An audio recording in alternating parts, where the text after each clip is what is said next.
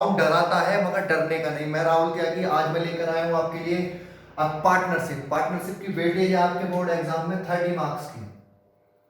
कितने मार्क्स का है बेटा? 30 मार्क्स।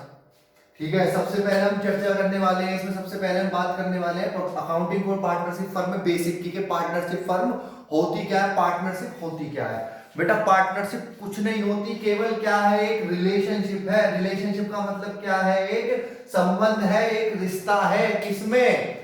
दो या दो से अधिक लोगों में। ठीक है, एक रिश्ता कितने लोगों में? दो या दो से अधिक लोगों में, जो क्या करते हैं, जो एग्री करते हैं प्रॉफिट को शेयर करने के लिए। किसे शेयर करने के लिए? प्रॉफिट को शेयर करने के लिए। बेटा ये ध्यान रखिएगा, यहां पर मैंने सिर्फ और सिर्फ प्रॉफिट लिया, लॉस नहीं लिया है। प्रॉफिट आइदर भी पॉजिटिव और नेगेटिव, प्रॉफिट पॉजिटिव भी हो सकता है और नेगेटिव भी हो सकता है। लेकिन अगर यहां पर आप लॉस लिख देंगे तो वो क्या हो जाएगा? गलत हो जाएगा।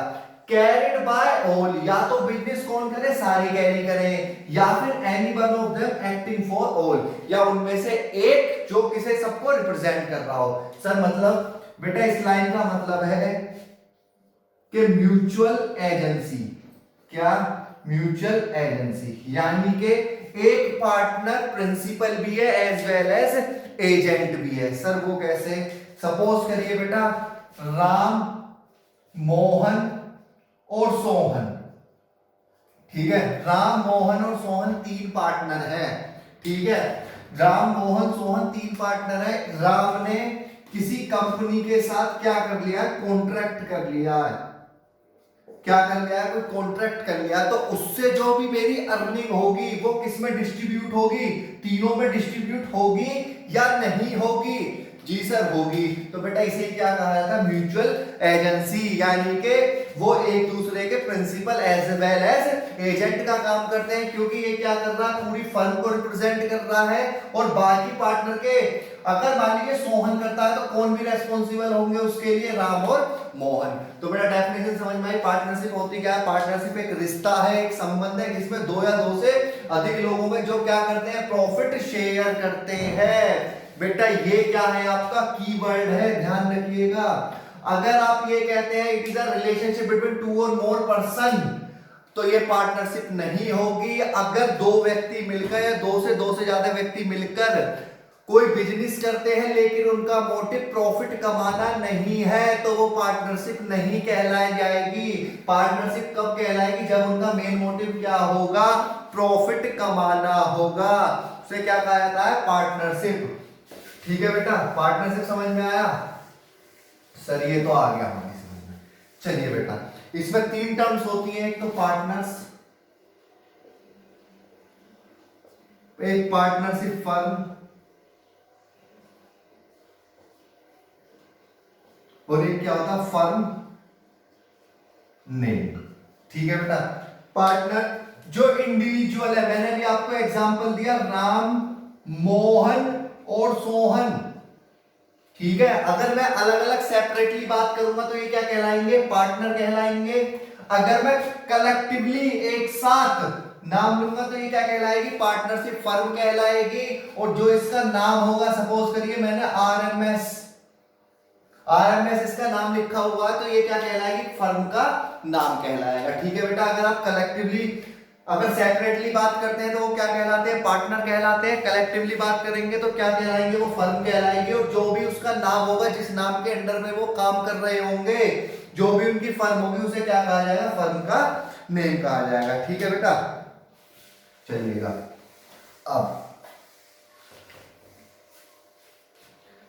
अब आज दो व्यक्ति हैं, राम, मोहन, सोहन। मैंने अभी एग्जांपल लिया, ये तीन व्यक्ति थे, इनके तीनों बहुत अच्छे दोस्त थे। ठीक है, तो इन्होंने बिजनेस शुरू कर लिया बेटा पार्टनरशिप का। लेकिन जरूरी थोड़ी ना कि कल भी इनके रिलेशनशिप ऐसे ही रहे। हाँ सर, कल को लड़ाई भी हो सकती है। हाँ, तो बेटा कल की, ताकि इनमें क्या ना हो, लड़ाई ना हो, तो ये क्या करते हैं? एक रिटन या फिर ओरल एग्रीमेंट होता है। किसमें? बिटवीन पार्टनर्स में, विच कंटेन्स, जो क्या रखता है? Which contains terms and condition of partnership.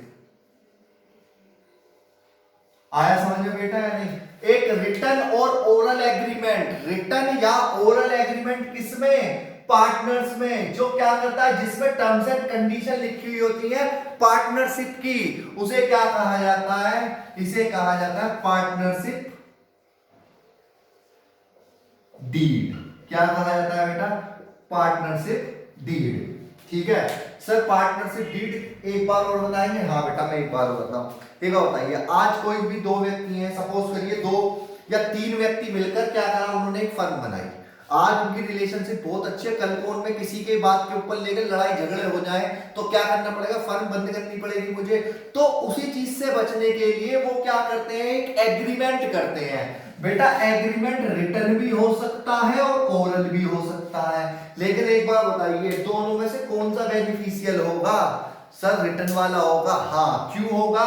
मान लीजिए मैंने आपसे कहा भाई मैं आपको सैलरी दूंगा, ठीक है, क्या कहा? मैं आपको सैलरी दूंगा, लेकिन जब एंड में बात आई मैंने आपको सैलरी नहीं दी, तो आपके पास कोई एविडेंस थोड़ी है, या मैं राजा हरिश्चंद्र थोड़ी हूं, मैं बिल्कुल हमेशा सच्ची बोलूंगा, मैं कह दूंगा भाई मैंने आपसे ऐसा कुछ नहीं कहा। तो इसलिए क्या होना चाहिए? रिटन एग्रीमेंट होना चाहिए, उसे क्या कहा जाता है? पार्टनरशिप डीड कहा जाता है। बेटा ये ध्यान रखिएगा, ये कंपलसरी नहीं है, not compulsory to maintain partnership deed, यानी कि it is not compulsory to maintain partnership deed. समझ में आ गया बेटा? पार्टनरशिप डीड क्या होती है? सर पार्टनरशिप डीड होता है रिटन और ओरल एग्रीमेंट पे पार्टनर्स के बीच में, जिसमें क्या लिखी होती है? टर्म्स एंड कंडीशन लिखी हुई होती है पार्टनरशिप की। टर्म्स एंड कंडीशन क्या होती है भाई? सैलरी मिलेगी तो कितनी मिलेगी, इंटरेस्ट ऑन कैपिटल कितना देना है, इंटरेस्ट ऑन ड्राइंग कितना चार्ज करना है, कितना प्रॉफिट मुझे रिजर्व में उठा के रखना है। ठीक है बेटा, ये क्या होता है मेरा? पार्टनरशिप डीड की टर्म्स एंड कंडीशंस होती है। ये जरूरी नहीं है कि मैं पार्टनरशिप डीड बनाऊं, ठीक है, पार्टनरशिप डीड कंपलसरी नहीं है बनाना, लेकिन फिर भी मैं क्या कर लेता हूं? बना लेता हूं, ताकि कल को हमारे बीच में कोई लड़ाई झगड़ा ना हो। तो समझ में आया आपको पार्टनरशिप क्या होती है? बेटा पार्टनरशिप होती है जब 2 या 2 से अधिक व्यक्ति क्या करते हैं? बिजनेस शुरू करते हैं कि with the main motive of earning profit. उनका मेन मोटिव क्या होता है? प्रॉफिट कमाना। ठीक है, इसमें क्या होता है? म्यूचुअल एजेंसी होती है, यानी कि एक के एक्ट के लिए बाकी सारे पार्टनर भी रेस्पॉन्सिबल होंगे। सपोज करिए मैंने ए ने कॉन्ट्रैक्ट कर लिया किसी कंपनी के साथ, तो उससे जो अर्निंग होगी वो किस में बटेगी? सारे पार्टनर्स में बटेगी। ठीक है, उसके बाद मैंने आपको बताया पार्टनर्स क्या होते हैं, पार्टनरशिप फर्म क्या होती है और पार्टनरशिप फर्म नाम क्या होता है। पार्टनर्स होते हैं जब आप इंडिविजुअली व्यक्ति का नाम लेंगे, जैसे राम श्याम मोहन, ये जो व्यक्ति होते हैं जो वो क्या कहलाते हैं? पार्टनर। कलेक्टिवली एक साथ वो क्या कहलाते हैं? फर्म। और जिस नाम के अंडर वो काम कर रहे होंगे वो क्या कहलाती है? मेरी फर्म नेम कहलाती है। ठीक है बेटा, इस पे एक्ट कौन सा काम करता है? Partnership act 1932। कौन सा एक्ट काम करता है? Partnership act 1932। मैक्सिमम मेंबर कितने हो सकते हैं? Maximum member 50। कितने हो सकते हैं मेरे? 50। यानी कि इस पे कौन सा एक्ट कानून करता है? कानून कौन सा काम करता है? इस पे पार्टनरशिप एक्ट 1932। मैक्सिमम पार्टनर कितने हो सकते हैं? मैक्सिमम पार्टनर हो सकते हैं मेरे 50, और कम से कम कितने हो सकते हैं? 2। मेन मोटिव क्या होता है? मेरा प्रॉफिट कमाना होता है। ठीक है बेटा, समझ में आया इतना आपको? चलिएगा इसे देखिएगा, बाकी बताते हैं आगे।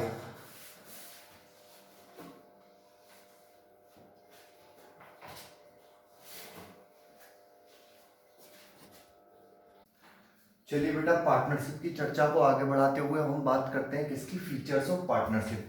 बेटा इन्हें फीचर्स भी कह सकते हैं, कैरेक्टरिस्टिक भी कह सकते हैं, कैरेक्टरिस्टिक्स भी कह सकते हैं। ठीक है बेटा, सबसे पहला फीचर क्या? 2 और मोर पर्सन। बेटा मिनिमम कितने व्यक्ति होने चाहिए? 2, और मैक्सिमम मैं बता देता हूं आपको, मैक्सिमम होते हैं इसमें कितने? 50।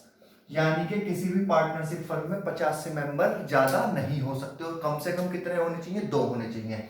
बेटा सभी व्यक्ति पार्टनर बन सकते हैं, केवल इन्हें छोड़कर, एक्सेप्ट माइनर। माइनर पार्टनर नहीं बन सकता। जिसकी एज कितने से कम है, 18 साल से कम है, उसे पार्टनर नहीं बना सकता। लेकिन कुछ केसेस में मैं बना लेता हूं। अगर आपने माइनर को पार्टनर बनाया तो वो केवल क्या लेगा, प्रॉफिट में शेयर लेगा। पर्सन ऑफ अनसाउंड माइंड, कोई पागल व्यक्ति या पर्सन डिस्क्वालिफाइड बाय लॉ। ठीक है, इन तीन को छोड़कर बाकी सभी व्यक्ति को क्या बना सकता हूं, पार्टनर बना सकता हूं। बेटा नेक्स्ट क्या है, एग्रीमेंट। इनके बीच में क्या होता है बेटा, मैंने आपको बताया था ओरल या फिर एक रिटन एग्रीमेंट होता है। ठीक है, ओरल या फिर रिटन एग्रीमेंट होता है, जिसे क्या कहा जाता है बेटा, पार्टनरशिप, पार्टनरशिप डीड कहा जाता है। ठीक है, जिसमें क्या लिखी हुई होती है, सारी terms and condition regarding partnership. ठीक है, कि भाई किसी को इंटरेस्ट ऑन लोन देना है तो कितना देना है, वो बेटा वो तो 6% ही होता है। इंटरेस्ट ऑन कैपिटल देना है तो कितना, इंटरेस्ट ऑन ड्रॉइंग कितना चार्ज करना है, सैलरी किसको कितनी देनी है। अगला क्या होता है बेटा, लॉफुल बिजनेस, यानी कि मेरा बिजनेस क्या होना चाहिए, लीगल होना चाहिए, इलीगल बिजनेस नहीं होना चाहिए। उसके बाद प्रॉफिट शेयरिंग रेशियो। बेटा प्रॉफिट शेयरिंग रेशियो क्या होता है, मैं जो भी प्रॉफिट होगा उसे क्या करूंगा, डिस्ट्रीब्यूट करूंगा, जो एग्रीड रेशियो में, जो भी मेरे किस में बताए होंगे, पार्टनरशिप डीड में बताए होंगे।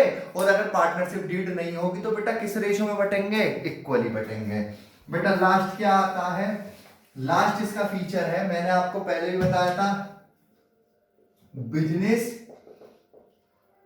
इज कैरिड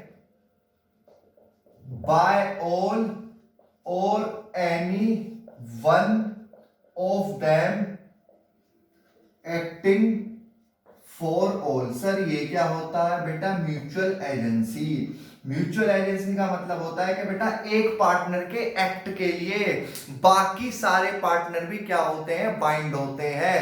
सपोज करिए ए बी सी तीन पार्टनर है बेटा, ए ने एक्स लिमिटेड के साथ कोई कॉन्ट्रैक्ट किया हुआ है तो उसके लिए बेटा ये भी बाउंड होंगे। ठीक है, जो भी प्रॉफिट होगा वो किस में डिस्ट्रीब्यूट होगा, सभी लोगों में डिस्ट्रीब्यूट होगा। आया बेटा समझ में फीचर्स ऑफ पार्टनरशिप? जी सर, हमारी समझ में आ गई। बेटा हम बात करते हैं provision in the absence, provision applicable in the absence of partnership deed. यानी कि अगर आप पार्टनरशिप डीड बनाना कंपलसरी नहीं है, बना लिया तो जो उसमें लिखा होगा मुझे वो देना पड़ेगा। लेकिन अगर पार्टनरशिप डीड नहीं है तो आपको क्या क्या चीजें मिलेंगी, क्या क्या प्रोविजंस एप्लीकेबल होंगे। तो देखिए सबसे पहले बेटा नो इंटरेस्ट ऑन कैपिटल, यानी कि कैपिटल पे कोई भी इंटरेस्ट नहीं मिलेगा। ठीक है, इंटरेस्ट ऑन कैपिटल आपको नहीं मिले, किसके अकॉर्डिंग, सेक्शन 30 क्लॉज सी। ठीक है, नो इंटरेस्ट ऑन ड्राइंग, ना आपको इंटरेस्ट ऑन ड्राइंग चार्ज करेंगे, section 13। Equal profit sharing ratio, यानी कि प्रॉफिट किस रेशियो में बटेगा, इक्वल रेशियो में, सेक्शन 30 भी। नो सैलरी और कमीशन, ना कोई सैलरी मिलेगी ना कोई कमीशन मिलेगा। Interest on partner loan, section 30D at a rate, interest on loan मिलेगा बेटा आपको, interest on partner loan at a rate 6% per annum, section 30D। आया बेटा समझ में या नहीं आया? सर एक बार और बताएंगे। चलिए बेटा, ये वो है जो प्रोविजन, अगर आपकी पार्टनरशिप डीड नहीं है तो क्या क्या चीजें अप्लाई होती हैं। बेटा ध्यान रखिएगा, अगर पार्टनरशिप डीड नहीं है तो केवल दो चीजें मिलेंगी। क्या क्या मिलेगा, एक तो प्रॉफिट किस रेशो में बटेगा, इक्वल रेशो में, और दूसरा अगर पार्टनर ने लोन दिया हुआ है फर्म को तो उस पर इंटरेस्ट कितना मिलेगा, 6%। ठीक है बेटा, समझ में आया नहीं आया?